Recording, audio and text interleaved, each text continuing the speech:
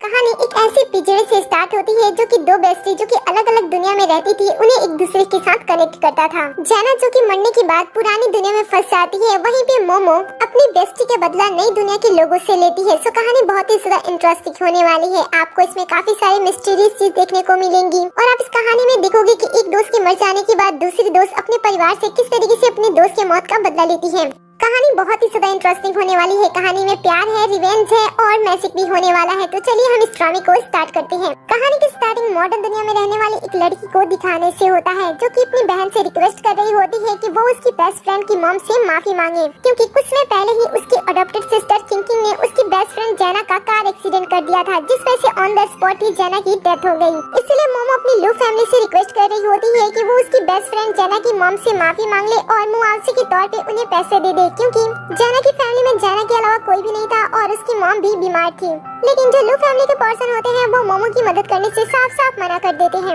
और किंकिंग तो मोमो से यहाँ पे कह देती है कि उसकी दोस्त के मरने की वजह से उसकी कार गंदी हो गई थी, क्योंकि कार के चारों तरफ ब्लड लग गए थे, जिसे साफ करने में ही उसे काफी सारा पैसा लग गया। इसीलिए वो अब एक भी पैसा उसे नहीं देगी। मोमो अपने फ्रेंड के लिए इंसाफ चाहती थी, लेकिन कार एक्सीडेंट के बाद बारिश होने लगी, जिस वजह से सबूत सारे मिट गए और जहाँ पे एक्सीडेंट हुआ था वहाँ पे सीसीटीवी कैमरा भी नहीं था। इसीलिए बेचारी चाह कर भी कुछ नहीं कर पा रही थी। और ये जो लू फैमिली होती है वो मोमो को पसंद भी नहीं करते थे, क्योंकि वो उनकी रियल बेटी थी, लेकिन वो कई सालों तक अनाथालय में रही थी, जिस वजह से वो उसे गवार और गरीब समझते थे और फैमिली में उसे कोई भी पसंद नहीं करता था। सभी किंकिंग को पसंद करते थे, इसलिए वो मोमो पे ध्यान नहीं देते हैं, उसे घर से बाहर ही निकाल देते हैं जैना की सपोर्ट की वजह से, और साथ ही घर के डॉगी को भी उसके ऊपर छोड़ देते हैं ताकि वो यहाँ पे खड़ी भी ना रह सके।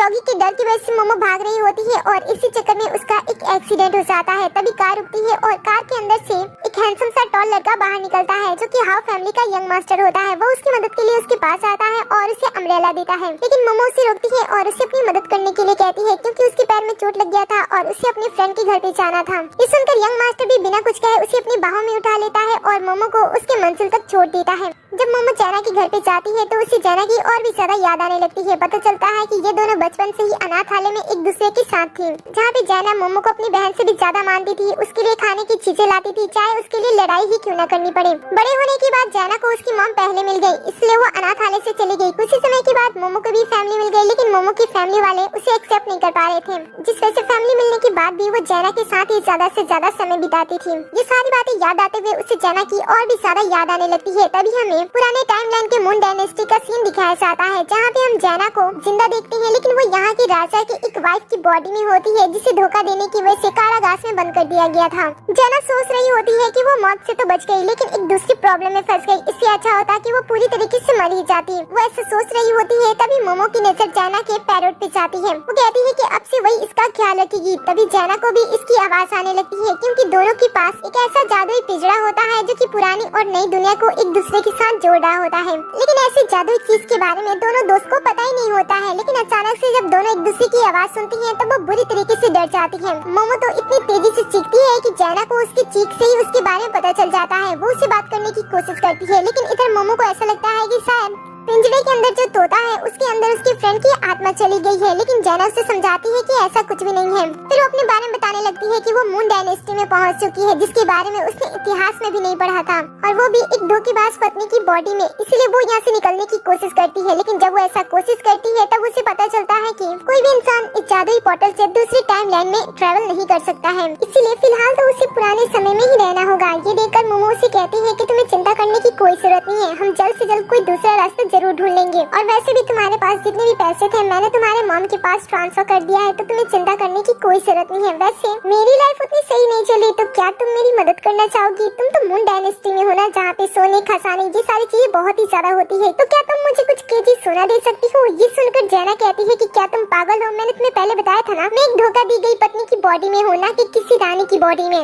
मुझे तो यहाँ पे ठीक से कुछ खाने को भी नहीं मिल रहा है और तुम्हें सोने की पड़ी है। मोमो कहती है कि ठीक है, मैं तुम्हारे लिए खाने के लिए कुछ चीजें लाती हूँ, और उसके बाद वो नूडल्स लाने के लिए चली जाती है। जैना भी अपने कमरे में आजू बाजू देखने लगती है कि कहीं उसे कुछ दिख जाए। तभी उसे उसके कमरे में एक चैम्बर पॉट दिखाई देता है, डोर में खुद ब खुद कीमती बन जाएगी। तब तो मोमो भी उसके लिए खाने के लिए नूडल्स लाती है और उसे दे देती है। बाद में ये राजा महाराजाओं के दौर का है, तो ये जरूर कीमती होगा। इसके बाद वो उसकी फोटो खींचती है और उसे ट्रेंडिंग प्लेटफॉर्म पे डाल देती है, जहाँ पे ऐसी चीजें भरी पड़ी थी। थोड़ी ही देर के अंदर उसे एक नोटिफिकेशन मिलता है और पता चलता है कि कोई पर्सन मून डायनेस्टी की इस खजाने को उससे खरीदना चाहता है। ये सुनकर मोमो बहुत ही ज्यादा खुश हो जाती है और इस पर्सन से लोकेशन पूछती है ताकि वो उसे अपना खजाना दिखा सके। बातचीत के दौरान वो लोग एक जगह को फाइनल कर लेते हैं और दूसरे दिन वहाँ पे मिलने का प्लान बनाते हैं। दूसरी तरफ हम हाउ परिवार के यंग मास्टर को देखते हैं जिसका बिजनेस भी ऐसे ही पुरानी चीजों को खरीदने और बेचने से होता है और ये लोग डिसाइड कर रहे होते हैं कि इस बार का जो ऑक्शन होने वाला है उसमें इनकी ही जीत पक्की हो, क्योंकि पिछले कई सालों से लू फैमिली ही उससे जीत हासिल कर रही है। इसलिए यंग मास्टर चाहता था कि इस बार इनकी जीत हो। तभी वहाँ से गुजर रही मोमो को वो देख लेता है। उसे ऐसा लगता है कि शायद कल रात उसने उसकी जान बचाई है, इसलिए वो उसे थैंक्स बोलने के लिए आ रही है। इसलिए वो खुद ही उसके पास आता है और कहता है कि क्या तुम मुझे ढूंढ रही थी। ये सुनकर वो उसे मना कर देती है और कहती है कि मैं तुम्हें नहीं ढूंढ रही थी, मैं तो यहाँ पे किसी काम से आई थी। दरअसल मैं यहाँ के खजाने वाले दुकान को ढूंढ रही थी। यंग मास्टर उसे पूछता है कि ऐसा क्यों, तब वो बता देती है कि यहाँ पे वो मून डायनेस्टी के एक खजाने को बेचने के लिए आई है। ये सुनते ही यंग मास्टर उससे कहता है कि वो तो मैं ही पर्सन हूँ जिससे तुम कल रात बात कर रही थी, क्या मैं उस खजाने को देख सकता हूँ। ये सुनकर वो कहती है कि मुझे ऐसा लगा था बात करते टाइम कि तुम कोई फ्रॉड हो, इसलिए मैं उस खजाने को घर पे ही रख कर आई हूँ, लेकिन हाँ मेरे पास उस खजाने का तस्वीर है, तुम उसे देख सकते हो। ऐसा कहते हुए वो उस खजाने की तस्वीर को उसे दिखाने लगती है। जैसे ही यंग मास्टर और उसके साथ वाला साथी उस चैम्बर पॉट को देखते हैं वो शॉक्ड हो जाते हैं, क्योंकि ये सच में मून डायनेस्टी का होता है। मून डायनेस्टी की सभी चीजें बहुत ही ज्यादा खास होती थी, इसीलिए जो यंग मास्टर होता है वो काफी समय से मून डायनेस्टी से रिलेटेड कोई चीजें ढूंढ रहा था, लेकिन इतना ज्यादा मेहनत करने के बाद भी उनके हाथ में कुछ भी नहीं लगा था। ये देखकर तो ये लोग बहुत ही ज्यादा खुश हो रहे होते हैं, क्योंकि उन्हें पता होता है कि अगर इस चीज को वो लोग इसे अपनी चीजों के साथ ऑक्शन में शामिल करते हैं तो इनकी जीत का जो चांसेस है वो बहुत ही ज्यादा हाई हो जाएगा। मोमो जब यंग मास्टर से बात कर रही होती है तब उसे बातों बातों में ही पता चल जाता है कि ये तो हाउ फैमिली का यंग मास्टर है, जिनका बिजनेस इन्हीं सारी चीजों से रिलेटेड होता है। इसलिए वो यंग मास्टर से पूछती है कि तुम बताओ तुम्हारे अकॉर्डिंग इस चैम्बर पॉट की कीमत कितनी ज्यादा होनी चाहिए। ये सुनकर यंग मास्टर थोड़ी देर सोचता है और कहता है कि इसकी कीमत तो 1 मिलियन युआन हो सकती है। इतने पैसे सुनकर तो वो बहुत ही ज्यादा खुश हो जाती है और तुरंत उस चैम्बर पॉट को यंग मास्टर से बेचने के लिए मान जाती है। यंग मास्टर भी उसे कहता है कि ठीक है और उसे आधे पैसे तुरंत ट्रांसफर कर देता है और कहता है कि जब मुझे पॉट मिल जाएगा तब मैं पूरे पैसे तुम्हें ट्रांसफर कर दूंगा। ये सुनकर मोमो कहती है कि ठीक है, कल मैं यहीं पे आकर उस चैम्बर पॉट को तुम्हें दे दूंगी। यंग मास्टर उससे कहता है कि इसकी कोई जरूरत नहीं है, कल तुम उस चैम्बर पॉट को लेकर जियाली होटल में आ जाना, क्योंकि कल मैं तुम्हें वहीं पे मिलूंगा। ये सुनकर वो कहती है कि ठीक है। तभी पास से एक एक्सपेंसिव कार से किंग गुजर रही होती है, जो कि अपनी बहन को देखते हुए उसके पास चली जाती है। अपनी बहन को यहाँ पे कुछ लड़कों के साथ देखकर किंग को ऐसा लगता है कि शायद उसकी बहन स्टेबल होने के लिए किसी के साथ शादी करना चाहती है और इसीलिए शायद वो लड़कों से यहाँ पे मिल रही है। वो एक बार भी इसके बारे में सोचती नहीं है कि जैसे वो सोच रही है वो बिल्कुल गलत है। वो इस बात के ऊपर ही अपनी बहन को जज करने लगती है। मोमो जब इसकी बातें सुनती है तब उसे बिल्कुल भी बुरा नहीं लगता है। वो कहती है कि आखिर इस लड़के में बुराई क्या है, अगर मैं इस लड़के से शादी कर भी लेती हूँ तो दिखने में इतना ज्यादा जवान और इतना ज्यादा सुंदर है, आखिर मुझे ऐसा लड़का कहाँ मिलेगा। अपनी बहन के ऐसे अनएक्सपेक्टेड जवाब सुनकर तो किंग को बिल्कुल भी अच्छा नहीं लगता है। वो मोमो से कहती है कि तुम्हें पता है कि मेरे पास मून डायनेस्टी का एक बहुत ही बड़ा नया पत्थर है, और तुम्हें पता है कि इस युग में आपके पास अगर मून डायनेस्टी का एक छोटा सा सिंपल सा चम्मच भी हो तो आज वो लाखों करोड़ों में बिकेगा। और मेरे पास तो नया खजाना है जिसका यूज करके कल मैं किंग फैमिली के यंग मास्टर से शादी करूंगी। तुम्हें पता भी है कि वो कितना ज्यादा अमीर है और वो तो तुम जैसी लड़कियों को भाव भी नहीं देता है। ये तो मैं हूँ इतनी ज्यादा सुंदर कि वो मुझसे शादी करना चाहता है। ये सुनकर मोमो कहती है कि मुझसे झूठ बोल रही हो या फिर अपने आप से। मुझे पता है कि किंग फैमिली का यंग मास्टर बहुत ही ज्यादा अमीर है, लेकिन उसके पहले से ही 4 बच्चे और 3 वाइफ हैं और चौथी वो तुम्हें बनाना चाहता है। और मुझे तो ये भी पता है कि तुम उस बूढ़े इंसान से इसलिए शादी करना चाहती हो ताकि वो बूढ़ा है और वो जल्द से मर जाएगा, उसके बाद तुम उसकी सारी प्रॉपर्टी ले लोगी। और तुम जिस लड़के को गरीब कह रही हो उसे नीचा दिखाने की कोशिश कर रही हो, तुम्हें पता भी है कि वो कौन है। ये हाउ फैमिली का यंग मास्टर है जो कि बहुत ही ज्यादा अमीर और दिखने में बहुत ही ज्यादा गुड लुकिंग है, और तुम्हारे होने वाले हस्बैंड से तो ये करोड़ गुना ज्यादा बेस्ट है। ऐसे मोमो यंग मास्टर की आइडेंटिटी तो किंग को बता देती है, लेकिन किंग को इसकी बातों पे भरोसा नहीं होता है। उसे ऐसा लगता है कि आजकल तो बहुत सारे ऐसे फ्रॉड लोग हैं जो कि इन लोगों की आइडेंटिटी चुरा लेते हैं ताकि उनका कुछ प्रॉफिट हो जाए, इसलिए वो उसकी बातों पे ध्यान नहीं देती है। वो कहती है कि कल पता है ना कि कल क्या होने वाला है। कल शहर में बहुत ही बड़ा ऑक्शन होने वाला है जहाँ पे हाउ फैमिली, किंग फैमिली और भी बहुत ही ज्यादा अमीर फैमिली के यंग मास्टर आएंगे। और मुझे पता है कि मेरी मून डायनेस्टी के उस खजाने की वजह से और मेरी खूबसूरती की वजह से सभी मुझसे ही शादी करना चाहेंगे, इसीलिए तुम अपने सो कॉल्ड बॉयफ्रेंड जो कि ड्रामा कर रहा है कि वो हाउ फैमिली का यंग मास्टर है उसे शांत रहने के लिए कहो। इस तरीके से वो मोमो और यंग मास्टर की इंसल्ट करते हुए वहाँ से चली जाती है, लेकिन उसे पता नहीं होता है कि ये लड़का तो सच में हाउ फैमिली का यंग मास्टर है। उसके चले जाने के बाद मोमो कहती है कि क्या तुम्हें उस ऑक्शन में जीतना है। यंग मास्टर कहता है कि हाँ मुझे उसमें जीत हासिल करनी है, वो मेरे लिए बहुत ही ज्यादा इम्पोर्टेंट है। ये सुनकर वो उसे कहती है कि ठीक है, फिक्र मत करो, मैं तुम्हारे लिए कल एक बहुत ही बड़ी टोकरी में बहुत सारा खजाना भर के लेकर आऊंगी, जिसका इस्तेमाल करके तुम उस ऑक्शन में जरूर जीत हासिल करोगे। ये सुनकर यंग मास्टर कहता है कि ठीक है। वो दोनों बात मान लेते हैं और दोनों अपने घर चले जाते हैं। मोमो जब घर भी आती है तब वो सारी बातें जैना को बताती है। जैना ये जानकर खुश होती है कि वो अपनी बहन से बदला लेने वाली है। मोमो जैना से कहती है कि तुम अपनी मून डायनेस्टी की कुछ खजाने वाली चीजें मेरे पास ट्रांसफर कर दो, जिसका यूज करके मैं अपनी बहन से बदला ले लूं, उसके गुरूर को तोड़ दूं और साथ ही मैं यंग मास्टर से भी शादी कर लूं, क्योंकि वो मुझे बहुत ही ज्यादा पसंद आने लगा है। इस सुनकर जैना कहती है कि ठीक है, अगर तुम ऐसा चाहती हो तो मैं तुम्हारी मदद जरूर करूंगी। दिन कट होता है और अगले सीन में हम उसी ऑक्शन का सीन देखते हैं, जहाँ पे बहुत से बड़े बड़े घराने के लोग आए होते हैं और साथ ही वो कई सारे डायनेस्टी के खजाने भी लाए होते हैं, लेकिन यहाँ पे कोई भी मून डायनेस्टी का कुछ भी नहीं लाया होता है। कहीं पे हम किंग फैमिली के यंग मास्टर को देखते हैं, जो कि मून डायनेस्टी के बारे में बड़ी बड़ी बातें कर रहा होता है। वो कहता है कि आज इकलौता मैं ही ऐसा पर्सन हूँगा जिसके पास मून डायनेस्टी का कोई खजाना होगा, क्योंकि मैं लू फैमिली की बेटी से शादी करने जा रहा हूँ और दुनिया में इकलौता उसी के पास ही मून डायनेस्टी का कोई खजाना है, और इसे पा लेने के बाद हमारे किंग फैमिली का एक अलग लेवल बन जाएगा।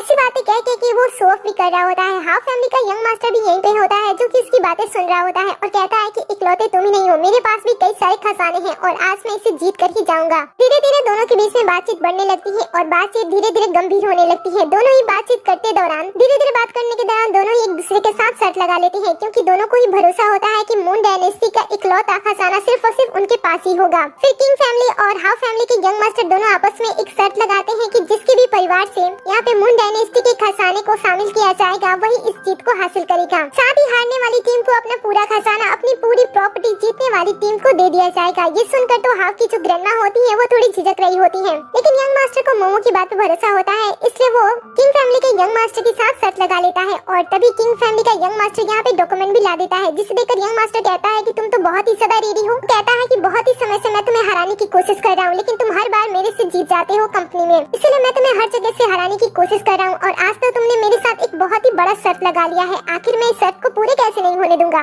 मैं तो पहले से ही सब कुछ तैयार करके लाया था। ऐसा कहते हुए वो अपने लोगों से डॉक्यूमेंट मंगाता है, उस पे साइन करता है और अपनी स्टे लगाते हुए उसे हाफ फैमिली के यंग मास्टर को दे देता है। इसमें हाफ फैमिली के यंग मास्टर को थोड़ा सा संकोच होता है, लेकिन वो मोमो पर ज्यादा भरोसा करता था। उसे पता होता है कि टाइम पूरा होने से पहले वो कोई न कोई बड़ा खजाना लेकर जरूर आएगी। ऐसा ही मानते हुए वो भी उस डॉक्यूमेंट पे साइन कर देता है और अपना स्टैम्प लगा देता है। यहाँ पे आए हुए सभी लोग ये देखकर बहुत ही ज्यादा हैरान होते हैं, क्योंकि उसे पता होता है कि जो कोई भी हारेगा उसकी पूरी जिंदगी बर्बाद हो जाएगी, वहीं जो जीतेगा वो यहाँ का राजा बन जाएगा।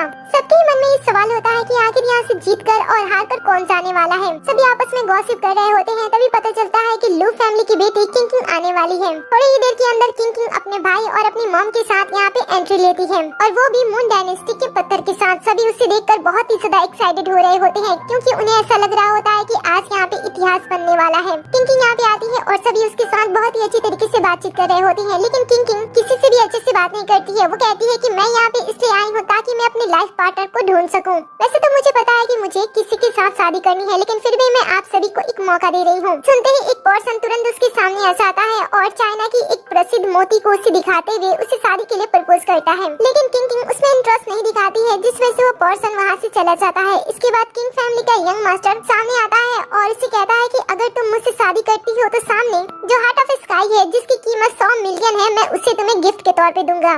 यही नहीं, मैंने पहले से ही कॉन्ट्रैक्ट पेपर तैयार कर दिया है। अगर तुम शादी के लिए हाँ करती हो तो मेरी आधी संपत्ति भी मैं तुम्हारे नाम पे ट्रांसफर कर दूंगा, वो भी अभी के अभी। ये सब तुम्हारे हाँ पे निर्भर करता है। ये बातें सुनकर वापस से सभी लोग गॉसिप करने लगते हैं, क्योंकि किंग फैमिली वाकई में बहुत ही ज्यादा रिच थी और उसकी आधी प्रॉपर्टी मिलना सच में बहुत ही बड़ी बात है।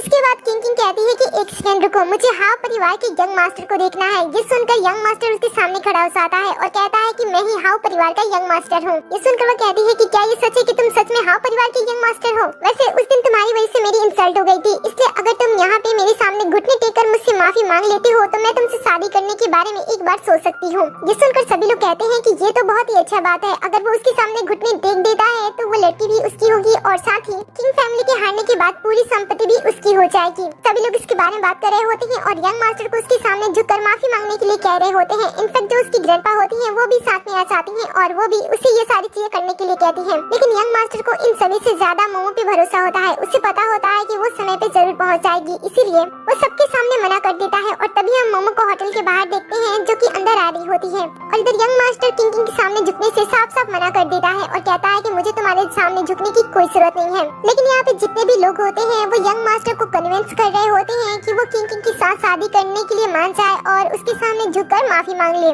लेकिन वो किसी की भी बातें नहीं सुनता है और किंग को फिर से मना कर देता है। ये देखकर तो किंग बहुत ही ज्यादा गुस्सा हो रही होती है, लेकिन फिर भी वो यंग मास्टर से कहती है कि चलो मैं तुम्हें फिर से एक मौका देती हूँ, अगर तुम इस बार अपनी ग्रैंडपा के साथ मिलकर मेरे सामने झुककर माफी मांगते हो तो मैं तुम्हें माफ कर दूंगी। ऐसा कहने के साथ साथ वो उसकी ग्रैंडपा और उसकी भी इंसल्ट करने लगती है, जिस वजह से यंग मास्टर गुस्सा हो जाता है और किंग के ऊपर हाथ उठा देता है। वो कहता है अगर तुम दुनिया की आखिरी औरत भी बची होगी ना तो मैं फिर भी तुमसे शादी नहीं करूंगा, तुम इतनी ज्यादा मुझे घटिया लगती हो। आखिर तुम जैसी लड़की से कौन ही शादी करना चाहेगा। ये सुनते ही आसपास के जितने भी लड़के होते हैं वो सभी से किंग से शादी करने के लिए हामी भरने लगते हैं। किंग कहती है कि मैं तुम्हें अभी सबक सिखाती हूँ। इसके बाद वो किंग फैमिली के यंग मास्टर से डॉक्यूमेंट लेती है और इसे साइन करते हुए उसे कहती है कि अब से मैं तुम्हारी वाइफ हूँ। इस तरीके से शादी करने के बाद किंग फैमिली में एक राष्ट्रीय खजाना शामिल हो जाता है, जिस वजह से वो लोग इस ऑक्शन को जीत लेते हैं। ये देखकर तो किंग फैमिली का यंग मास्टर इतना ज्यादा खुश होता है कि वो किंग को किस करता है और कहता है कि देखो अब मैं इसे किस तरीके से सबक सिखाता हूँ। इसके बाद विजेता के नाम को घोषित करने के लिए सब लोग आपस में बातचीत कर रहे होते हैं। ये देखकर वो उसे कहता है कि इसकी कोई जरूरत नहीं है क्योंकि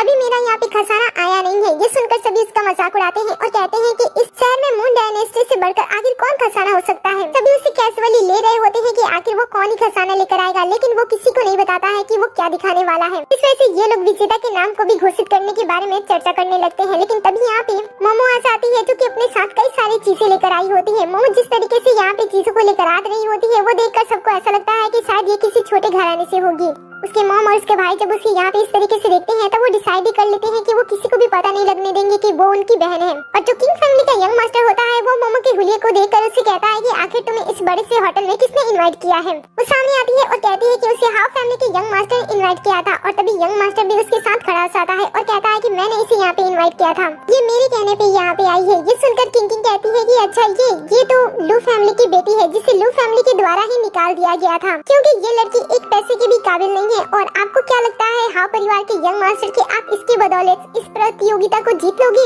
ये बातें मोमो भी सुन रही होती है और कहती है कि बुरे लोगों को बुरी चीजें ही पसंद आती है, उन्हें अच्छी चीजें दिखाई ही नहीं देती है। ये सुनकर हाउ परिवार का यंग मास्टर मोमो से कहता है कि मुझे तुम्हारे बातों पे बहुत ही ज्यादा भरोसा है, इसलिए अब से मेरा हाउ परिवार तुम्हारे साथ है। किंग कहती है कि सीरियसली तुम पागल हो गए हो क्या, इस लड़की के पास इतनी भी औकात नहीं है कि वो 100 युआन कमा कर तुम्हें दे सके और जिस तरीके से तुम उससे बातें कर रहे हो ऐसा लग रहा है कि तुम उससे शादी करने वाले हो। सुनकर किंग परिवार का यंग मास्टर हाउ परिवार के यंग मास्टर से कहता है कि मुझे तो विश्वास ही नहीं हो रहा है कि तुम एक लड़की के पीछे इतने पागल हो सकते हो। तुम्हें पता भी है कि एक समय पे तुम इस शहर के सबसे ज्यादा पावरफुल इंसान थे, लेकिन लग रहा है कि ये सारी चीजें बर्बाद हो जाएगी, वो भी इस लड़की की वजह से। ग्रैंडपा भी ये सारी बातें सुन रही होती हैं और उन्हें ऐसा लगता है कि उनका हाउ परिवार अब पूरी तरीके से बर्बाद हो जाएगा। वो अपने पोते के पास आती है और उसे डांट लगाती है। वो कहती है कि तुम इस लड़के का पीछा छोड़ दो क्योंकि इस लड़की की वजह से हम पूरी तरीके से बर्बाद होने वाले हैं। यंग मास्टर अपनी ग्रैंडपा को समझाता है कि ऐसी कोई बात नहीं है, इसी की वजह से हम जीत हासिल करेंगे, लेकिन ग्रैंडपा उसकी बातों पर भरोसा नहीं कर रही होती है। इसलिए मोमो भी ग्रैंडमा को समझाने की कोशिश करने लगती है और कहती है कि आप मेरे ऊपर विश्वास रखिए, मैं किसी भी हाल में हाउ परिवार को हारने नहीं दूंगी क्योंकि मेरे पास मून डायनेस्टी से जुड़ी हुई कुछ चीजें हैं। जिस सुनकर सबसे पहले इसकी बहन रिएक्ट करती है और कहती है कि तुमने क्या कहा। किंग परिवार का भी यंग मास्टर कहता है कि तुम झूठ बोल रही हो क्योंकि इस पूरे शहर में सिर्फ किंग ही ऐसी लड़की है जिसके पास मून डायनेस्टी की कोई वस्तु है। और तुम्हें क्या लगता है कि तुमने इस बकवास से डब्बे में कोई खजाने की चीज लाई है। मोमो कहती है कि हाँ ऐसा क्यों नहीं हो सकता है। फिर वो अपने बैग से उसी चैम्बर पॉट को बाहर निकालती है और सभी को दिखाने लगती है। वो कहती है कि ये मून डायनेस्टी से है, लेकिन कोई भी उसकी बातों में भरोसा नहीं करता है, सभी उसका मजाक ही बनाते हैं। लोग उसके ऊपर इल्जाम लगाते हैं कि मोमो यहाँ पे धोखाधड़ी करने के लिए आई है क्योंकि मून डायनेस्टी की सभी चीजें तो लुप्त हो चुकी हैं। सभी हंस रहे होते हैं और मोमो का मजाक बना रहे होते हैं। मोमो कहती है कि मैं सच बोल रही हूँ, ये सच में मून डायनेस्टी की है। बहन कहती है कि क्या तुम पागल हो, शहर के पूरे लोग मून डायनेस्टी की हर एक चीज को ढूंढने में लगे हुए हैं और वो भी कई सौ साल से, और उनके हाथ में एक छोटा सा चम्मच भी नहीं लगा है और तुम कह रही हो कि ये मून डायनेस्टी की है। जब कोई भी उसकी बातों पर भरोसा नहीं करता है तो किंग फैमिली के यंग मास्टर उसे यहाँ से निकालने की कोशिश करता है और गार्ड को भी बुलाने लगता है। गार्ड आते हैं लेकिन बीच में हाफ फैमिली का यंग मास्टर खड़ा हो जाता है और मोमो भी कह रही होती है कि वो सच कह रही है। अगर लोगों को उसकी बातों पे भरोसा नहीं है तो यहाँ पे आए हुए मैक्सिमम परिवार आभूषण बनाने वाले परिवार से बिलोंग करते हैं। अगर उन्हें विश्वास नहीं है तो आकर उस चैम्बर पॉट को चेक कर सकते हैं। ऐसी बातें कहकर मोमो सभी को चैलेंज करती है कि आकर खुद ही से ये लोग चैम्बर पॉट को चेक कर ले कि ये मून डायनेस्टी की है भी या फिर नहीं। लेकिन इतना सब कुछ कहने के बाद भी किंग परिवार का जो यंग मास्टर होता है वो उस चैम्बर पॉट को चेक करने से ही मना कर देता है। वो कहता है कि मुझे इसकी जरूरत नहीं है क्योंकि मुझे अपनी आंखों पे भरोसा है और मुझे ये भी पता है कि ये लड़की यहाँ पे सिर्फ और सिर्फ समय बर्बाद करने के लिए आई है, इससे अच्छा होगा कि वो यहाँ से चली जाए। लेकिन हाँ परिवार का यंग मास्टर उस चैम्बर पॉट को ले लेता है और उसे आगे करते हुए कहता है कि एक बार आप मेरी तरफ से इसे चेक कर सकते हो। इसके दबाव में आकर किंग फैमिली का यंग मास्टर उस चैम्बर पॉट को चेक करने के लिए मान जाता है। वो उसे अपने हाथों में लेता है और उसे चेक करने लगता है। वो उस जब चैम्बर पॉट को ध्यान से देखता है तो वो हैरान हो जाता है। लोगों को ऐसा लगता है कि शायद ये सच में बकवास चीज है, इसलिए यंग मास्टर उस चीज को इस तरीके से देख रहा है। लोगों को तो रत्ती पर भी भरोसा नहीं होता है कि कोई यहाँ पे मून डायनेस्टी की दूसरी भी चीज है, इसीलिए वो उसके ऊपर हंस रहे होते हैं और मजाक बना रहे होते हैं। इसलिए मोमो सभी को शांत करती है और कहती है कि सच्चाई क्या है ये तो थोड़ी देर के अंदर पता चल जाएगा। लोग अपनी हंसी रोक नहीं पा रहे होते हैं। ये देखकर जो किंग फैमिली का यंग मास्टर होता है वो सभी को शांत रहने के लिए कहता है। किंग ये देखकर उसके पास आती है और कहती है कि क्या हुआ डार्लिंग, तुम इतने इससे ध्यान से क्यों देख रहे हो? मुझे पता है कि इसमें से बहुत गंदी वाली स्मेल आ रही है, इसलिए इसे फेंक दो, इसे तोड़ दो। थप्पड़ की वजह से किंग बहुत ही ज्यादा गुस्सा हो जाती है। वो कहती है कि तुम्हारी हिम्मत भी कैसे हुई मेरे ऊपर हाथ उठाने की? तुम्हें पता है कि पूरे शहर में मेरे पास सिर्फ और सिर्फ मून डायनेस्टी का कोई खजाना है। अगर तुम मेरे साथ इस तरीके से बर्ताव करोगे तो मैं तुम्हारे साथ रिश्ता तोड़ दूंगी। इस सुनकर यंग मास्टर कहता है कि अब ऐसा मत सोचो कि अकेली तुम ही ऐसी पर्सन हो, क्योंकि ये चीज भी, क्योंकि ये चैम्बर पॉट भी मून डायनेस्टी का है। ये सुनकर ग्रैंडपा भी आगे आ जाती हैं और उस चैम्बर पॉट को चेक करने लगती हैं। इधर किंग को भरोसा नहीं होता है कि मून डायनेस्टी की कोई और चीज भी हो। ग्रैंडमा भी आगे बढ़ती हैं और उस चैम्बर पॉट को चेक करते हुए उसके बारे में सभी लोगों को बताने लगती हैं कि ये सच में मून डायनेस्टी की ही है। इसमें जो नक्काशी बनाई गई है, साथ में इसमें जो मार्क है वो साफ साफ बताता है कि ये मून डायनेस्टी की ही है। ऐसा कहते हुए वो उसे ग्लास के अंदर रखवा देते हैं। इसके बाद सभी लोग आते हैं और अपने अकॉर्डिंग उसे चेक करते हैं। ये सब देखने के बाद भी किंग कहती है कि ये नकली है, मुझे अपने आप पे पूरा भरोसा है। साथ ही इसके मॉम और इसका भाई भी ऐसा ही मान रहे होते हैं कि मोमो के पास कोई भी खजाना नहीं हो सकता है, ये पक्का नकली है जिसे वो डिजाइन करके यहाँ पे लाई है। इसीलिए अंकल पे जो कि यहाँ की सभी चीजों को मैनेज करते थे और एक तरह के मालिक थे, वो सभी से जांच करने के लिए कहते हैं। सभी एक एक करके आगे बढ़ के जांच करते हैं और कहते हैं कि ये सच में मून डायनेस्टी का ही वस्तु है। ये सुनकर सबसे बड़ा सदमा किंग को लगता है। वो तो गुस्सा करने लगती है और कहती है कि ऐसा हो ही नहीं सकता है, अगर हो भी सकता है तो वो मेरे खजाने की तुलना तो बिल्कुल भी नहीं कर सकता है, क्योंकि वो एक चैम्बर पॉट है,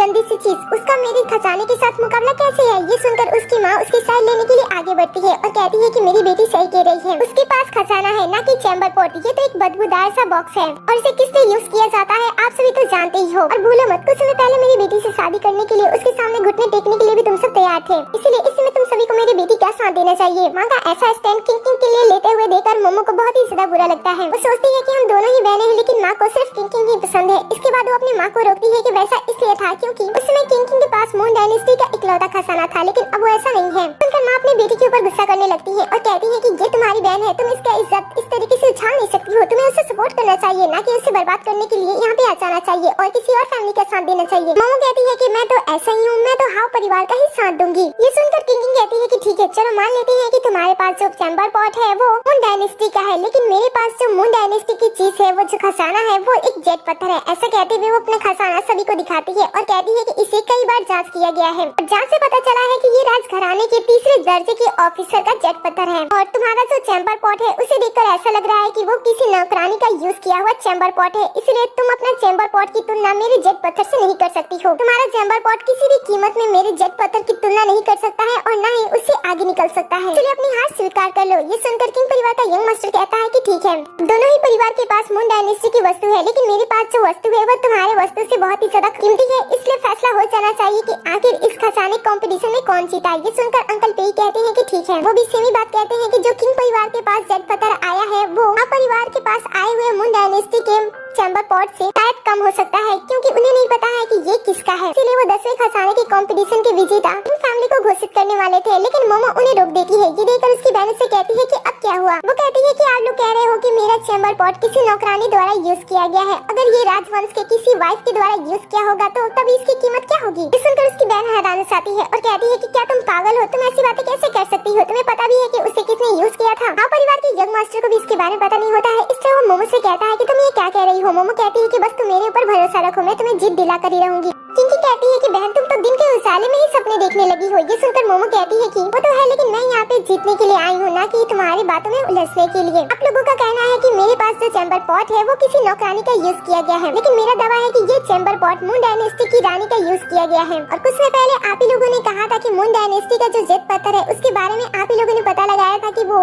तीसरे दर्जे के ऑफिसर का है। तो आप लोग इस बात का भी पता लगा सकते हो कि मेरा चैम्बर पॉट किसने यूज किया था। इस बात में दम थी, इसलिए हाव परिवार का यंग मास्टर भी मोमो का साथ देता है और इस पे फैसला करने के लिए कहता है। अंकल पे कहते हैं कि ठीक है, मैं आखिरी बार उसे चेक कर लेता हूँ। ये देखकर किंग परिवार का यंग मास्टर कहता है कि आप बूढ़े हो रहे हो, मुझे इसे चेक करने के लिए दो। ऐसा कहते हुए वो आगे बढ़ जाता है और अंकल पे पीछे हट जाते हैं। वो उसे चेक करता है और बिना कुछ कहे पीछे हट जाता है। फिर अंकल पे आते हैं और वो भी उस चैम्बर पॉट को फिर से चेक करते हैं और सभी को बताते हैं कि ये राजघराने से है, क्योंकि इस पे राजघराने का स्टैंप लगा हुआ है, जिससे ये साबित हो सकता है कि ये रानी का यूज किया हुआ चैम्बर पॉट है। किंग इस बात पे सवाल उठाती है। वो कहती है कि राजघराने में बहुत सारे लोग होते हैं, माना कि ये राजघराने से है, लेकिन इसका कोई सबूत नहीं है कि ये चैम्बर पॉट रानी का होगा, क्योंकि दिखने में ये बहुत ही ज्यादा आम है। इसलिए अब मोमो को साबित करना होगा कि ये रानी का यूज किया हुआ चैम्बर पॉट है, नहीं तो ये बेकार होगा। ये सुनकर मोमो कहती है कि जो सच्चाई थी मैंने उसे तुम्हें बता दिया, अब ये मेरा काम नहीं है इसका जांच करने की और बताने की कि ये किसका है, इसे किसने यूज किया है। वैसे भी यहाँ पे बहुत सारे लोग हैं जो कि इस बात का पता आसानी से लगा सकते हैं। तभी यहाँ परिवार का यंग मास्टर सामने आता है, अपने हाथ से रिंग बाहर निकालता है और उस चैम्बर पॉट को रगड़ने लगता है और सभी को दिखाने लगता है कि देखो ये सोने से बना हुआ है, इसका मतलब है कि इसे किसी रानी ने ही यूज किया था, ये किसी नौकरानी के लिए नहीं बन सकता है। अब सब कुछ सामने आते हुए देखकर किंग फिर से तमाशा क्रिएट करने की कोशिश करती है ताकि वो लोग जीत सके, लेकिन जो किंग परिवार का यंग मास्टर होता है वो कहता है कि मैं अपनी आंखों से देखा हुआ कैसे झूठ बोल सकता हूँ, वो सच में इसी सम्राट की महारानी का यूज किया हुआ चैम्बर पॉट है। अब जब ये सोने से बना हुआ चैम्बर पॉट सबके सामने आता है तो सभी इस बात को मान लेते हैं कि ये उस जमाने की सम्राट की किसी वाइफ का होगा, इसीलिए इसे सोने से बनाया गया है, जो कि अब किंग के लाए हुए जेट पत्थर से कई गुना ज्यादा कीमती है। इसलिए फाइनली जो हाव परिवार होता है वो 10वां खजाने का कंपटीशन जीत लेता है। सभी बहुत ही ज्यादा खुश होते हैं, लेकिन जो किंग परिवार का यंग मास्टर होता है वो तो सदमे में चला जाता है, क्योंकि उसकी पूरी संपत्ति उसके हाथों से जा चुकी थी और साथ ही इसके साथ किंग की भी जिंदगी बर्बाद हो गई थी, क्योंकि अब उसके हाथ में भी कुछ भी नहीं लगा था। इसीलिए वो गुस्से में आगे बढ़कर उस चैम्बर पॉट को तोड़ देती है, जिस वजह से वो टुकड़ों में टूट जाता है और जोर जोर से हंसने लगती है और कहती है कि अब ये टूटी हुई मून डायनेस्टी की चैम्बर पॉट मेरे जेट पत्थर का मुकाबला नहीं कर सकती है। ये देखकर तो मोमो बहुत ही ज्यादा गुस्सा हो जाती है। वो अपनी बहन के पास आती है और उसे कहती है कि तुमने ऐसा क्यों किया। किंकी कहती है कि तुम मेरे रहते कभी भी जीत नहीं सकती हो, क्या तुम्हें मुझे मारने का मन कर रहा है, मन कर रहा है। ऐसे कहते हुए वो उसे चिढ़ाने लगती है। मोमो गुस्से से अपना मुंह फेर लेती है। तब उसकी बहन से कहती है कि मेरे सामने आवारा कुत्ते भौंके मुझे बिल्कुल भी पसंद नहीं है। वो पीछे पलटती है और अपनी बहन को एक एक करके कई सारे थप्पड़ लगा देती है और किंग रोना स्टार्ट कर देती है। अपने मॉम एंड अपने भाई को बुलाती है मदद के लिए। उसका भाई आगे आता है और मोमो को उंगली दिखाते हुए उससे वार्न करने की कोशिश करता है, लेकिन यंग मास्टर उसके हाथों को पकड़ लेता है और कहता है कि अगर इसके साथ बदतमीजी की तो मैं तुम्हारे हाथ तोड़कर कुत्तों को हिला दूंगा। भाई कहता है कि अच्छा अब तुमने अपने लिए एक बॉडीगार्ड रख लिया है। ये सुनकर वो कहती है कि इसमें प्रॉब्लम क्या है अगर वो मेरी सुरक्षा करता है तो। फिर किंग फैमिली के यंग मास्टर हाफ फैमिली के यंग मास्टर के पास आते हैं और कहते हैं कि किंग ने तो आपके खजाने को तोड़ दिया है, लेकिन मैं फिर भी उसे खरीदना चाहता हूँ। अगर आप राजी हो तो आप उसे मुझे दे सकती हो। लेकिन यंग मास्टर डायरेक्टली उसके मुंह पे मना कर देता है। ये सुनकर वो कहता है कि ठीक है, तो हम बहनों की लड़ाई से ही देख लेते हैं कि क्या होने वाला है आगे। फिर किंग अपना ड्रामा स्टार्ट कर देती है और मॉम से कहती है कि उसने मुझे बहुत ही तेज मारा, मैं चाहती हूँ कि वो मेरे सामने झुककर मुझसे माफी मांगे। मॉम कहती है कि ठीक है, जैसा तुम चाहती हो वैसा ही होगा। ऐसे कहते हुए वो आगे बढ़ती है, मोमो का हाथ पकड़ती है और मोमो को माफी मांगने के लिए मजबूर करती है, लेकिन मोमो साफ साफ कह देती है कि वो किसी से भी माफी नहीं मांगेगी। मॉम से कहती है कि मैं तुम्हारी माँ हूँ और अगर मैं तुमसे कहती हूँ कि किसी के सामने झुककर माफी मांगो तो तुम्हें माफी मांगना ही होगा। ये सुनकर मोमो कहती है कि क्या आपको सच में याद है कि मैं आपकी बेटी हूँ? मुझे तो लगा था कि आप मेरे बारे में भूल गई होंगी। जिस तरीके से आप हम दोनों के बीच में भेदभाव करती हैं, आपको लगता है कि आपके कहने पे मैं उससे माफी मांग सकती हूँ? ये सुनकर मॉम कहती है कि उन्होंने कभी भी दोनों बहनों के बीच में भेदभाव नहीं किया। ये सुनकर कहती है कि अच्छा ऐसी बात है। मेरी बहन का कमरा 2nd फ्लोर पे है, जो कि घर का सबसे बड़ा रूम है। साथ ही उसके पास किंग साइज का बेड है और मेरे पास मेरा जो कमरा है वो सीढ़ियों के नीचे बना हुआ स्टोर रूम है। उसके बेड पे 3000 युआन के बिस्तर लगते हैं और मेरे बिस्तर के बारे में मैं क्या ही बोलूं। वो इतने पुराने हैं कि कुछ ही दिन के बाद वो फट जाएंगे। और आपको लगता है कि आप हम दोनों में भेदभाव नहीं करती हो? आप लोगों ने कभी भी मुझे पॉकेट मनी नहीं दिया और न ही मेरे ऊपर ध्यान दिया। आप लोगों को लगता है कि आप लोग मेरे साथ अच्छा कर रहे हो। ये सुनकर माँ से कहती है कि अगर तुम्हारे पास कोई चीज नहीं है तो तुम गूंगी नहीं हो जिसके बारे में तुम खुलकर कह ना सको। और तुम्हें याद होना चाहिए, जब से तुम लू फैमिली में आई हो तुम्हारी जिंदगी बदल चुकी है। ये सुनकर वो कहती है कि ये झूठ है, जब से मैं लू फैमिली में आई हूँ मेरी जिंदगी बर्बाद हो गई है। इससे पहले मैं अपने प्यारी सी दोस्त के साथ रहती थी, एक अच्छा सा जॉब करती थी और अपनी जिंदगी सुकून से बिताती थी। लेकिन जब से मैं यहाँ पे आई हूँ मुझे काम करने की इजाजत नहीं है और साथ ही मेरे पास पैसे भी नहीं है। मैं क्या करूँ? ये सुनकर मॉम अपनी अपनी बेटी से पूछती है कि क्या तुम मोमो को पैसे नहीं देती हो उसकी पॉकेट मनी के लिए। वो मना करता है और कहता है कि मुझे लगा कि आप उसे पैसे देते होंगे। ये सुनकर मॉम को रियलाइज होता है कि उन्होंने कभी भी मोमो के बारे में नहीं सोचा, लेकिन फिर भी वो अपनी गलती नजरअंदाज करते हुए मोमो के ऊपर ही इल्जाम लगाती है। वो कहती है कि तुम जानती नहीं हो, तुम्हारे चले जाने के बाद किंग ही मेरे साथ थी, इसलिए मैंने उसे बहुत ही लाड प्यार से पाला पोसा और बड़ा किया, इसलिए उसकी नखरे ज्यादा है, वो तुम्हारे जैसी नहीं है। ये सुनकर मोमो कहती है कि वो तो मुझे पता है कि आपकी बेटी मेरी जैसी नहीं है। आप तो इतनी बेबाक हो कि जब मैं आपसे गुम गई थी तो आपने मुझे ढूंढा नहीं, आपने मुझे ऐसे ही छोड़ दिया और तुरंत एक नई लड़की को गोद ले लिया। इससे ही बस पता चलता है कि आप मुझे कितना ज्यादा पसंद करती हो। पिछले 18 सालों से मैं इस दुख और दर्द को झेल रही हूँ, सिर्फ और सिर्फ आपकी वजह से। आपने मुझे जन्म दिया है लेकिन कभी भी मेरे ऊपर ध्यान नहीं दिया है। ऐसी बातें कह कह के मोमो अपने परिवार वालों को याद दिला रही होती है कि उन्होंने उसके साथ कितना ज्यादा गलत किया है, लेकिन ये इतने बिगड़ैल होते हैं कि वो मोमो की बातों पे ध्यान नहीं देते हैं। वो कहते हैं कि इसमें भी तुम्हारी ही गलती है, इसलिए हम तुम्हारे साथ रिश्ता तोड़ रहे हैं। ये सुनकर यंग मास्टर सामने आता है और कहता है कि मोमो ने तो कई समय पहले ही तुम लोगों के साथ रिश्ता तोड़ दिया। ये तुम्हारी लू ही फैमिली है जो कि उसके पीछे पड़ी रहती है। मुझे पता है कि लू परिवार की नजर में उनकी गोद दी हुई बेटी बहुत ही ज्यादा अच्छी है, लेकिन मेरी नजर में मोमो से आगे कोई भी नहीं है। भाई कहता है कि ये हमारा फैमिली मैटर है, इसमें यंग मास्टर को बोलने की कोई जरूरत नहीं है। मोमो हमारे परिवार से है और हम उसके बड़े हैं, हम उसकी गलती पे उससे डांट लगाएंगे और उसे माफी मांगने के लिए भी मजबूर करेंगे, लेकिन आप हमारे कोई भी नहीं लगते हो जो कि हमारे बीच में बोलो। मम कहती है कि देखो अभी भी कुछ बिगड़ा नहीं है, तुम हमारी फैमिली में वापस आ सकती हो, बस किंग से माफी मांग लो। मम्मा कहती है कि आखिर कितनी बार आप लोग अपनी फैमिली से मुझे बाहर निकालोगी? आप लोगों ने तो पहले ही अपनी फैमिली से मुझे बाहर निकाल दिया है, इसलिए मुझे फर्क नहीं पड़ता है कि अब आपके साथ क्या हो रहा है। किंग अपनी मॉम से कहती है कि मॉम इसे छोड़ो, इसे जाने दो, मुझे फर्क नहीं पड़ता है कि ये मुझसे अब माफी मांगे या फिर ना मांगे, और वैसे भी इसने जो चैम्बर पॉट लाया था वो तो टूट चुका है, अब वो किसी काम का नहीं है, इसलिए हाफ फैमिली तो वैसे भी हार जाएगी। इस लड़की पे हमें ज्यादा ध्यान नहीं देना चाहिए, हमें तो किंग फैमिली के बारे में सोचना चाहिए जिसके साथ मिलकर हम और भी ऊंचाइयों को छुएंगे। ये सुनकर मोमो कहती है कि हाफ फैमिली इतनी आसानी से नहीं हार सकती है जब मैं हाफ फैमिली के साथ हूँ। ये सुनकर बुढ़ी औरत कहती है कि क्या तुम्हें विश्वास है कि हम नहीं हार सकते हैं? मोमो कहती है कि मुझे पूरा भरोसा है, आज यहाँ पे हाफ फैमिली ही जीतेगी। हालांकि कुछ समय पहले तो हाफ फैमिली जीत चुकी थी, लेकिन इस चुड़ैल की वजह से हार की नौबत आ गई, लेकिन मैं फिर भी आपको विश्वास दिलाती हूँ कि जीत हाफ फैमिली की ही होगी। तब किंग फैमिली का यंग मास्टर उस टूटे हुए चैम्बर पॉट को उठाता है और कहता है कि ये तो पूरी तरीके से टूट चुकी है, अब आप इसका यूज करके इसमें जीत हासिल नहीं कर सकते हो। ग्रैंडमा कहती है कि ये सब तुम लोगों की वजह से हुई है। ये सुनकर किंग फैमिली कहता है कि हम इसकी जिम्मेदारी लेते हैं, हम टूटे हुए का भुगतान कर देंगे और आप लोग पैसे लेकर हार जाओगे। ये सुनकर ग्रैंडमा कहती है कि ये सब तुम लोगों की सोची समझी चाल है जिस वजह से तुम हाफ फैमिली को हराना चाहते हो। अब सभी इस टूटे हुए चैम्बर पॉट को देखकर सोच रहे होते हैं कि हाफ फैमिली तो कुछ ही देर के अंदर हार जाएगी, इसीलिए सब इसका जिम्मेदार मोमो को ठहरा रहे होते हैं, लेकिन जो यंग मास्टर होता है वो उसका सपोर्ट करता है और कहता है कि मुझे पता है कि इसकी वजह से मुझे जीत मिलेगी। वो उस पे भरोसा रखता है और मोमो भी उस टूटे हुए चैम्बर पॉट को उठाती है और कहती है कि आप लोगों को लगा है कि इसे तोड़ने के बाद आप लोग हाफ फैमिली को हरा दोगे, लेकिन ऐसा बिल्कुल भी नहीं है, क्योंकि मेरे पास ऐसी कई सारे दुर्लभ ऐसी चीजें हैं जो कि मून डायनेस्टी से बिलोंग करती हैं। ये सुनकर तो सभी हैरान हो जाते हैं, क्योंकि कई साल मेहनत करने के बाद उनके सामने सिर्फ एक जेट पत्थर आया था, लेकिन मोमो तो एक एक करके कई सारे मून डायनेस्टी के खजाने के बारे में बता रही है। ऐसे में वो अपनी टोकरी के पास आती है और ढके हुए कपड़े को हटा देती है। सबके सामने काफी सारी चीजें आती हैं जो कि दिखने से तो आम लग रही होती है, लेकिन मोमो सभी जांच करने वाले पर्सन को आगे बुलाती है और उसकी जांच करने के लिए कहती है। सभी लोग आगे आते हैं और सभी चीजों की जांच करने लगते हैं। उनके हाथ में मून डायनेस्टी का कप होता है, प्याली होती है, ऐसी कई सारी चीजें होती हैं जो कि दिखने में सिंपल दिखाई दे रही थी, लेकिन वो मून डायनेस्टी की थी जिस वजह से वो किसी खजाने से कम नहीं थी। दूसरी तरफ हम जैना को देखते हैं जो कि इस पुराने मून डायनेस्टी का बहुत ही अच्छी तरीके से फायदा उठा रही होती है, क्योंकि उसने मोमो की वजह से कई सारे कप नूडल्स अपनी दुनिया में टेलीपोर्ट करा लिया होता है और उसे वो यहाँ के लोगों को खाने के लिए दे रही थी। अब पहली बार जब ये लोग कप नूडल्स ट्राई करते हैं तो इन्हें उनका स्वाद बहुत ही ज्यादा पसंद आता है और इसके बाद जब जैना होती है वो कप नूडल को यहाँ के लोगों के साथ बेचने लगती है। उनके पास जो भी कीमती चीजें हैं वो उसे देकर उस कप नूडल्स को उसके बदले ले सकते हैं, जिसके लिए जैना के घर पे एक छोटी सी लाइन लग जाती है और बहुत सारे लोग अपनी कीमती चीजें देकर उसे नूडल्स खरीद रहे होते हैं। जहाँ पे जैना को सजा के लिए बंद किया गया था वो वहीं पे ही अपना छोटा सा बिजनेस खोल लेती है ताकि वो मोमो की मदद कर सके और इसका भी फायदा हो। दूसरी तरफ हम मोमो को देखते हैं, इतनी सारी चीजें देखकर तो सभी लोग उसके सामने झुकने लगती हैं और ये देखकर वो थोड़ी सी डर जाती है और कहती है कि इसके लिए आपको मेरे सामने झुकने की कोई जरूरत नहीं है। लेकिन लोग तो मून डायनेस्टी की चीजें अपने हाथ में लेकर इतने ज्यादा इमोशनल हो जाते हैं कि वो कह रहे होते हैं कि हमें तो पता ही नहीं था कि मून डायनेस्टी से रिलेटेड इतनी सारी चीजें हो सकती हैं। लोगों को ऐसी पुरानी चीजों में इंटरेस्ट होता है, वो तो बहुत ही ज्यादा इमोशनल हो जाते हैं।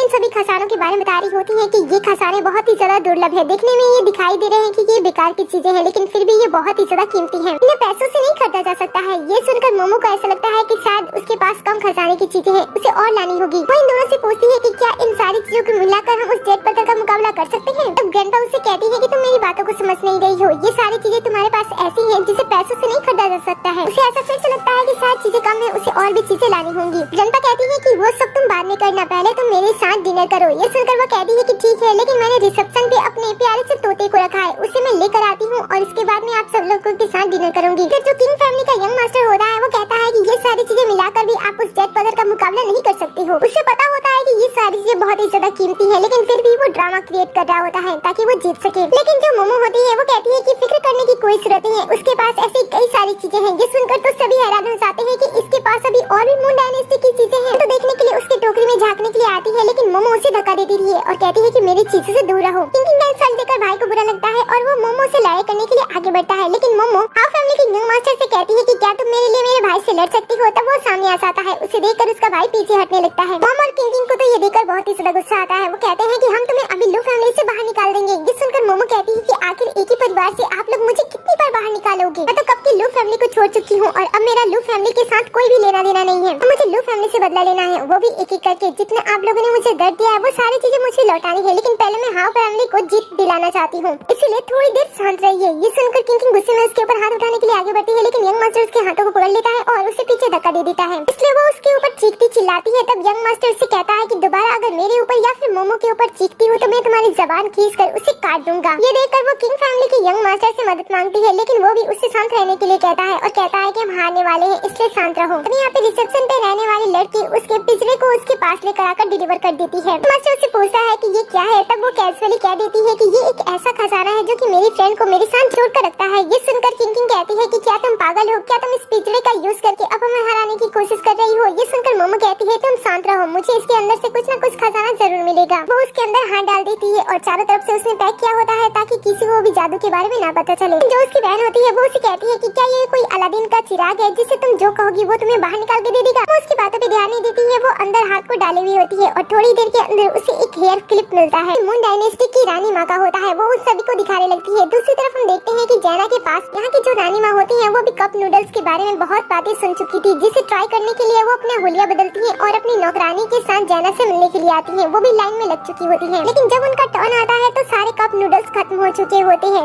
ये देखकर वो थोड़ी सी चिंता जताती है और कहती है कि उन्हें भी कप नूडल्स खाना है, लेकिन जैना बताती है कि अब खत्म हो चुके हैं, उन्हें बाद में आना होगा। रानी माँ के साथ जो नौकरानी होती है वो जैना को समझाती है कि वो लोग राजमहल से आए हैं, उन्होंने उसके कप नूडल्स के बारे में बहुत सुना है, इसलिए वो उसे ट्राई करना चाहते हैं। जैसे ही जैना की नजर रानी माँ पे जाती है वो थोड़ी ध्यान से उन्हें देखने लगती है, क्योंकि इनके सादे कपड़े होते हैं, लेकिन इनका जो स्वभाव होता है वो देखने से ऐसा लग रहा होता है कि वो राजघराने से बिलोंग करती है। इसलिए जैना सोचती है कि शायद ये वहाँ की रानी या फिर राजा की कोई खास दोस्त होगी, इसलिए अगर वो इसे कुछ अच्छा सा खिलाती है तो उसे बड़ा फायदा होगा। लेकिन इसके पास कोई भी कप नूडल्स नहीं होता है, इसलिए वो उसे कहती है कि मेरे पास कप नूडल्स तो खत्म हो चुके हैं, लेकिन मैं आपको एक और बेहतरीन चीज खिला सकती हूँ। ऐसा कहते हुए उस जादुई पिंजरे से फ्राइड राइस लाती है और इन्हें दिखाकर इन्हें ललचाना स्टार्ट कर देती है। इसकी महक से तो रानी माँ बहुत ही ज्यादा इम्प्रेस हो जाती है और उसे खाने की रिक्वेस्ट करती है। जैना कहती है कि ठीक है, मैं आपको इसे खाने के लिए दे सकती हूँ, लेकिन आप मुझे बदले में क्या दोगे, पहले आप मुझे ये बताओ। तब वो अपने बालों से अपना हेयर पिन निकाल कर उसे दे देती है और ये बताती है कि उन्हें इस ग्रीन हेयर क्लिप को राजमाता ने दिया था उपहार के रूप में, जो कि उनके लिए बहुत ही ज्यादा खास है। रानी माँ का नाम सुनकर तो जैना भी खुश हो जाती है, क्योंकि उसे पता होता है कि राजा महाराजा लोग कितनी कीमती चीजें यूज करते हैं। वो उसे ले लेती है और चिकन को उन्हें खाने के लिए दे देती है। इसके बाद वो उसे पिंजरे के अंदर डाल देती है और दूसरी तरफ मोमो उसे हेयर पिन को सभी को दिखाती है और बताती है कि ये उस जमाने की रानी माँ का हेयर क्लिप है।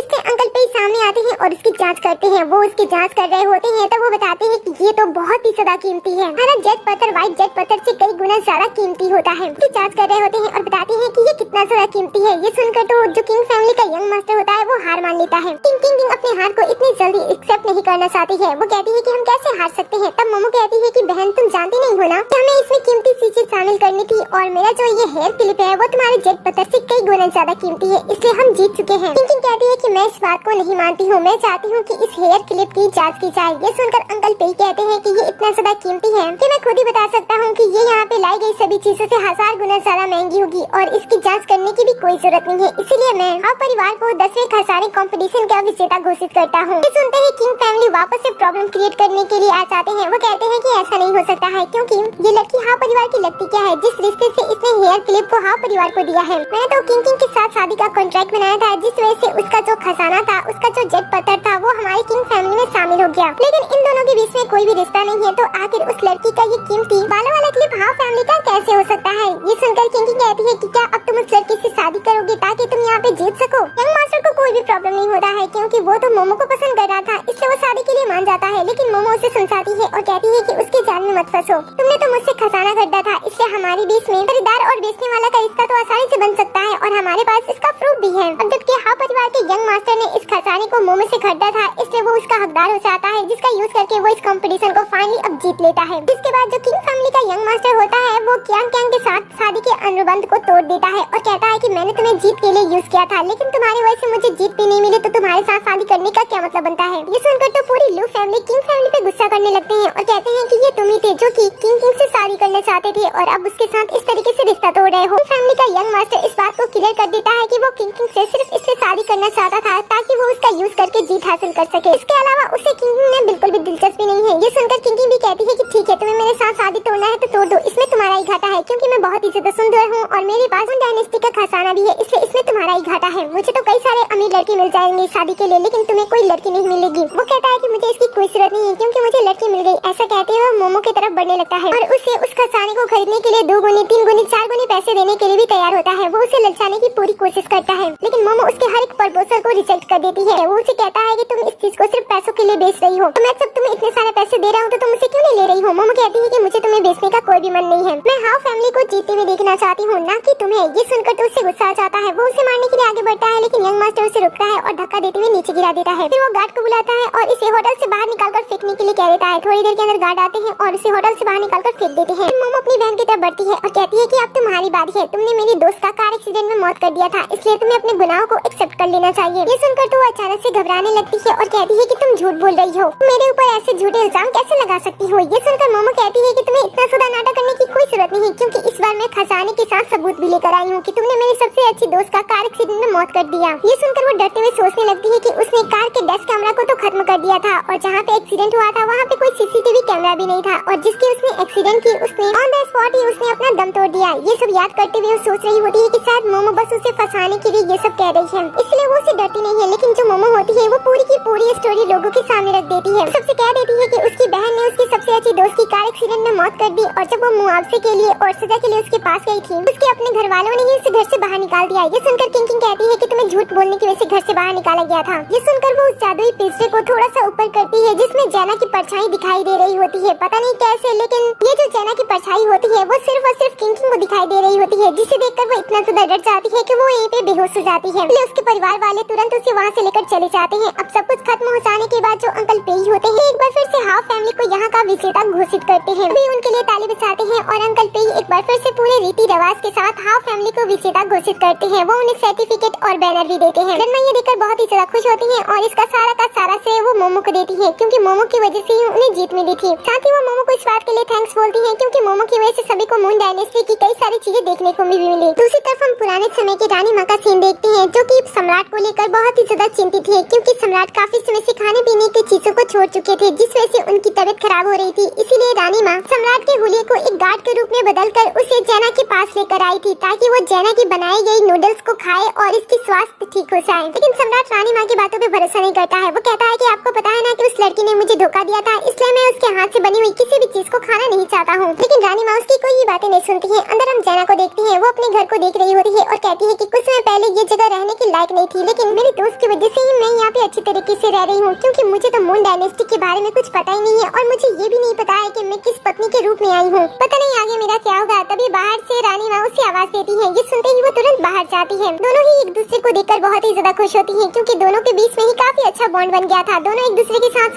बिताती है और नूडल्स खाने के लिए अंदर जाने लगती है। सम्राट भी ये सारी चीजें देख रहा होता है और जैना को इस तरीके से उसे अवॉइड करते हुए देखकर उसे ऐसा लगता है कि शायद वो उसका अटेंशन चाहती है, इसीलिए वो उसे अवॉइड करने की कोशिश कर रही है। अब सम्राट तो जैना को बहुत ही ज्यादा पसंद करता था, लेकिन कुछ प्रॉब्लम होने की वजह से उसने महल से बाहर निकाल दिया था, क्योंकि उसे ऐसा लगता था कि उसने उसे धोखा दिया है। इसलिए जब जैना भी प्रिंस को पहली बार देखती है तब रानी माँ से उसे उसके बारे में पूछती है। अब रानी माँ तो उससे उसकी आइडेंटिटी के बारे में बता नहीं सकती थी, इसलिए वो कहती है कि वो छोटा सा सुरक्षा गार्ड है जो कि मेरी सुरक्षा के लिए यहाँ पे आया है। ऐसे कहते हुए सभी नूडल्स खाने के लिए अंदर चले जाते हैं। यहाँ पे वो कप नूडल्स लाती है और उसके अंदर गर्म पानी डालती है। ऐसा करते हुए देखकर सम्राट उससे पूछता है कि तुम ये क्या कर रही हो। वो उसे बताती है कि इसे ऐसे ही बनाया जाता है और ये 5 मिनट में पूरी तरीके से तैयार हो जाएगा। ये सुनकर सम्राट को ऐसा लगता है कि शायद वो उसे इम्प्रेस करने की कोशिश कर रही है। उसे कहता है कि कोई भी चीज 5 मिनट में तो बिल्कुल भी नहीं बन सकती है। अगर तुम्हें ऐसा लगता है कि तुम्हारी बनाई गई चीज बहुत ही ज्यादा स्वादिष्ट है तो इसके बारे में लोगों को पता क्यों नहीं है। ये सुनकर जैना अपने मन में सोचने लगती है कि ये तो बहुत ही ज्यादा फेमस है, लेकिन ये तुम्हारी दुनिया में नया है, इसीलिए इसके बारे में लोगों को पता नहीं है। वो नूडल्स को बहुत ही अच्छी तरीके से बना देती है और उनके सामने सर्व करती है, लेकिन वो खाने से पहले उनसे उसकी कीमत मांगती है।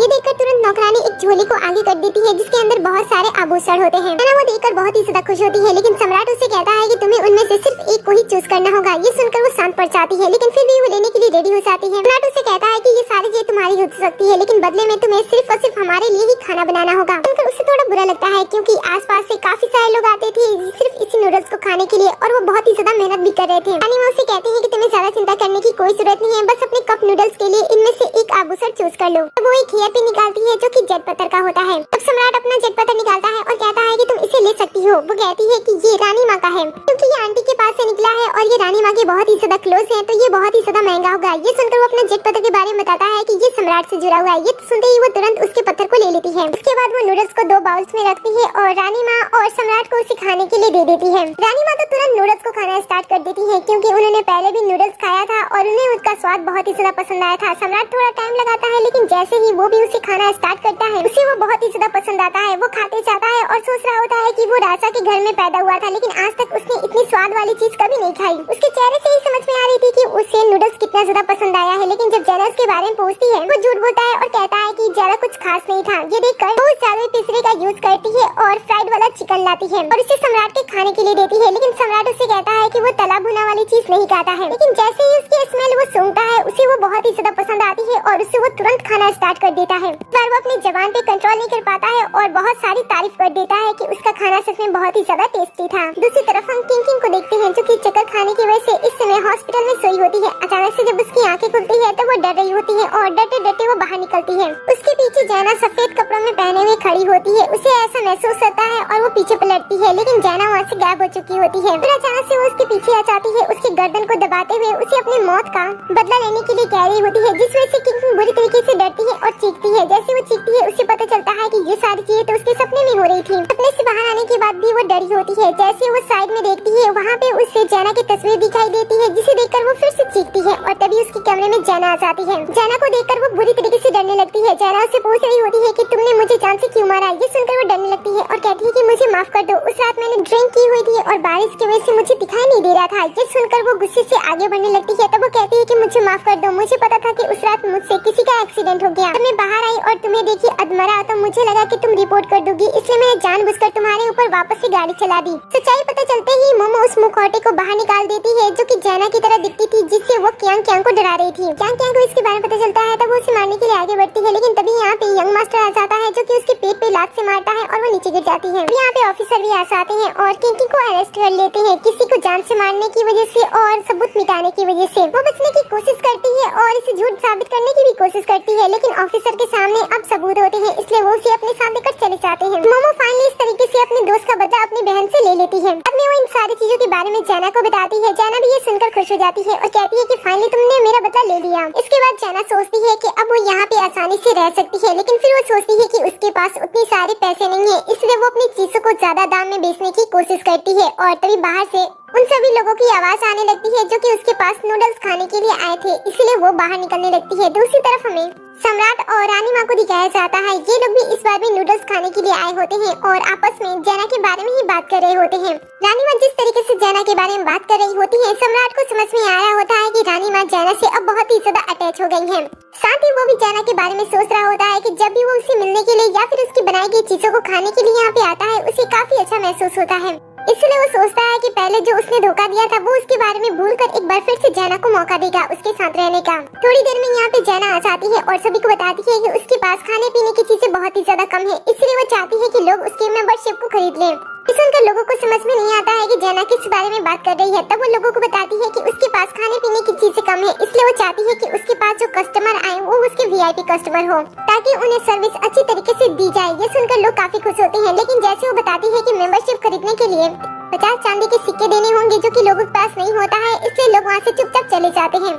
आखिर में रानी माँ और सम्राट बचते हैं, जिसे देखकर जैना तुरंत उनके पास पहुँच आती है। वो उसे पूछती है कि क्या वे लोग उसकी मेंबरशिप खरीदकर उसके वीआईपी गेस्ट बनना चाहते हैं। तब रानी माँ हाँ में जवाब देती है, इसीलिए वो इनसे 50 चांदी के सिक्के मांगती है और तब सम्राट उसे 2 सोने की ईंट दे देता है, जिसे देखकर तो वो बहुत ही ज्यादा खुश होती है। वो उसे चेक करती है और सोना असली होता है। इसके बाद वो सभी को घर के अंदर लेकर चली जाती है। जादुई पिंजरे का यूज करते हुए एक नई डिश मंगाती है, जो कि दिखने में अच्छी दिखाई दे रही होती है, लेकिन उसकी स्मेल जो होती है वो बहुत ही ज्यादा घटिया होती है, लेकिन ये खाने में बहुत ही ज्यादा स्वादिष्ट था। पहले तो जब ये लोग इसकी स्मेल सूंघते हैं तब उन्हें इस खाने से नफरत सी हो जाती है। कोई भी इस डिश को रखना भी नहीं चाह रहा था, लेकिन जैना बार बार उन्हें रिक्वेस्ट करती है और उस डिश के बारे में बता रही होती है कि वो डिश सच में बहुत ही ज्यादा अच्छी है, लेकिन इन लोगों की हिम्मत ही नहीं होती है। तब वो उन लोगों के साथ आई नौकरानी को खाने पे बैठा देती है और उसे फोर्स करती है कि वो उसके डिश को ट्राई करे और इसके बारे में इन दोनों को बताए। बेचारी नौकरानी डरते हुए और कांपते हुए हाथ से उस चीज को ट्राई करती है। जितना वो इस डिश को ट्राई करने से पहले डर रही होती है, उतना ही वो डिश खाने के बाद उसे और भी ज्यादा पसंद आने लगती है।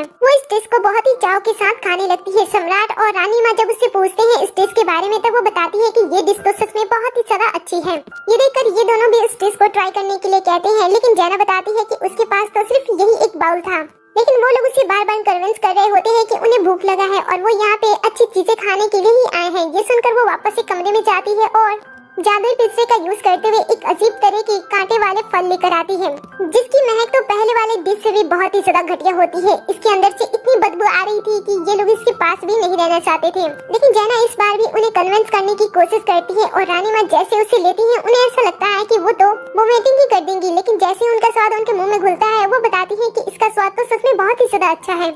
तभी बाहर से एक राज घराने का पर्सन जा रहा होता है। इन खाने पीने की चीजें बाहर तक जा रही थी, जो कि काफी बदबूदार थी, इसीलिए वो चेक करने के लिए घर के अंदर चला जाता है। वो जैना को डांट लगाता है कि आखिर उसके पास ऐसा क्या है जिसके अंदर से इतनी खराब गंध आ रही है। वो उसे बहुत सारी बातें सुनाता है, लेकिन जैसे ही वो यहाँ पे सम्राट रानी माँ को देखता है, वो डर के मारे कांपने लगता है। उसकी नौकरानी सामने आती है और उसे थप्पड़ मारते हुए उसे डांटते हुए महल से बाहर निकाल देती है और बेचारी जैना को पता ही नहीं चलता है कि आखिर ये पर्सन आया किस लिए था और ये यहाँ से गया किस लिए। अच्छे तरीके से खाना खिलाती है और बाद में वो जब चले जाते हैं तब वो वापस से अपनी दोस्त से बातें करने लगती है। दूसरी तरफ हम मोमो को देखते हैं, जिसने अपने लिए एक दूसरा फ्लैट खरीद लिया होता है, जहाँ पे वो जैना की भी चीजों को लाती है और यहाँ पे वो जैना की मॉम के साथ रहने का फैसला करती है। ये सारी बातें वो जैना को बता रही होती है।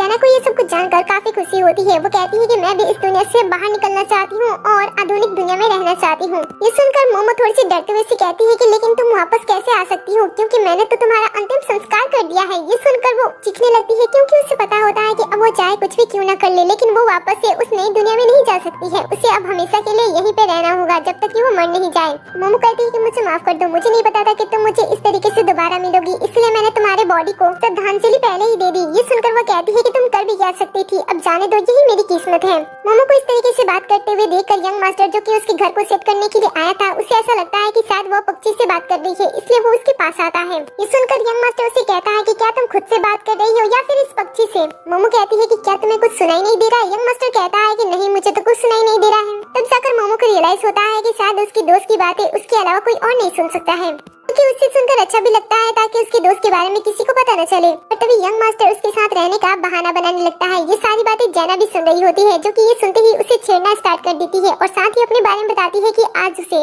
2 सोने की ईंट मिली है, जिसमें से वो एक ईंट उसे देना चाहती है। ऐसा कहते हुए वो उसे पिंजरे में रख देती है, जो कि मैजिकल तरीके से मोमो के पास आ जाता है। मोमो उसे पिंजरे से बाहर निकालती है, लेकिन वो यंग मास्टर के बारे में भूल गई थी। यंग मास्टर जब पहली बार ऐसी जादुई चीज को देखता है, वो दंग रह जाता है, वो नीचे बैठ जाता है। मोमो को लगता है कि उसने कुछ नहीं देखा होगा, इसलिए वो उसे कहती है कि ये तो पक्षी का अंडा है। ये सुनकर वो उसे कहता है कि तुम्हें दिखाई नहीं दे रहा है, ये तो सोने की ईंट है। बेचारी मोमो के साथ उसकी फ्रेंड भी शॉक्ड हो जाती है। वो कहती है कि क्या इस सोने की चीज को ये देख सकता है। यंग मास्टर उसे बार बार इसके बारे में पूछ रहा होता है, लेकिन मोमो उसे अपनी बातों में फंसा देती है और कहती है कि पहले से ही वहाँ पे सोने की ईंट थी, मैं तो बस उसे बाहर निकाल रही थी। तुम्हें क्या लगता है वो कि अलादीन का जादुई चिराग है जिसके अंदर से मैं सोना निकाल सकती हूँ। वो भी सोचता है कि शायद उससे कोई गलतफहमी हुई होगी। तभी दरवाजे पे ग्रैंडमा आ जाती है। दरवाजा खोलने पे ग्रैंडमा अंदर आती है और घर को देखने लगती है। मोमो उन्हें थैंक्स बोलती है, क्योंकि ग्रैंडमा की वजह से ही उसे ये बड़ा सा घर मिला था। सब में खुश होते हैं। दूसरी तरफ हम घर के बाहर मोमो के पेरेंट्स को देखते हैं। अब उसके पास अच्छा घर हो गया था, वो भी अच्छे इलाकों में, इसलिए उसके पेरेंट्स उससे मिलने के लिए आए थे। दोनों उसका फायदा उठा सके, लेकिन गार्ड उन दोनों को बाहर ही रोक देता है। मोमो के पेरेंट्स बताते हैं कि वो अपनी बेटी से मिलने के लिए यहाँ पे आए हैं और ये उनकी बेटी का ही घर है। ये सुनकर गार्ड तुरंत मकान मालकिन के पास कॉल करता है और इसके बारे में बताता है और पूछता है कि क्या आपके पेरेंट्स को मैं अंदर भेज दूं। लेकिन मोमो सख्त आवाज में उसे मना करती है और कहती है कि अगर वो दोनों अंदर आए तो मैं तुम्हें काम से बाहर निकाल दूंगी। ये सुनकर गार्ड पेरेंट्स को तुरंत यहाँ से बाहर निकाल देता है। दूसरी तरफ हम ग्रैंडमा को देखते हैं जो कि कह रही होती है कि अब उसे उनके पेरेंट्स की चिंता करने की कोई जरूरत नहीं है, क्योंकि उसका ख्याल रखने के लिए उनका पोता उसके साथ है। यंग मास्टर भी उससे कहता है कि वो उसे प्यार करता है, इसलिए अब उसे फिक्र करने की कोई जरूरत नहीं है, क्योंकि वो उसका ध्यान रखेगा। मोमो भी उसे कह देती है कि वो भी उसे पसंद करती है, तो वो भी उसका ध्यान रखेगी। दूसरी तरफ हम जैना को देखते हैं, जिसके पास सम्राट वापस से आता है और उसे उसके बारे में बता देता है कि वो उसकी रानी है और वो उससे माफी भी मांग रहा होता है। साथ ही वो उसे अपने महल में ले जाने की भी बात कहता है। पहले तो जैना जाने से मना कर देती है, क्योंकि उसे ये जगह पसंद आ रही थी, लेकिन बार बार सम्राट के कहने पे वो वहाँ पे जाने के लिए मान जाती है। और सम्राट ऐसा इसलिए कर रहा था क्योंकि वो अब अपनी रानी से ज्यादा दिन तक दूर नहीं रह सकता था। को भी यहाँ की जिंदगी पसंद आ रही होती है और इसके बारे में जब मोमो को पता चलता है, तब वो सोचती है कि उसकी लाइफ भी सेट हो गई है और साथ ही उसकी दोस्त की भी लाइफ सेट हो गई है, इसलिए वो दोनों के लिए खुश रहती है और इसे सिर्फ इस ड्रामे का दी एंड हो जाता है। तो आपको ये ड्रामा कैसा लगा, कहानी का एंड कैसा था, आपकी अकॉर्डिंग कहानी का एंड कैसा होना चाहिए था, मुझे कमेंट में जरूर बताना। जाने से पहले वीडियो को लाइक कर दे, साथ ही चैनल को भी सब्सक्राइब कर दे, नोटिफिकेशन बेल को भी ऑन कर ले, जिससे कि आप हमारे हर एक वीडियो से अपडेट हो।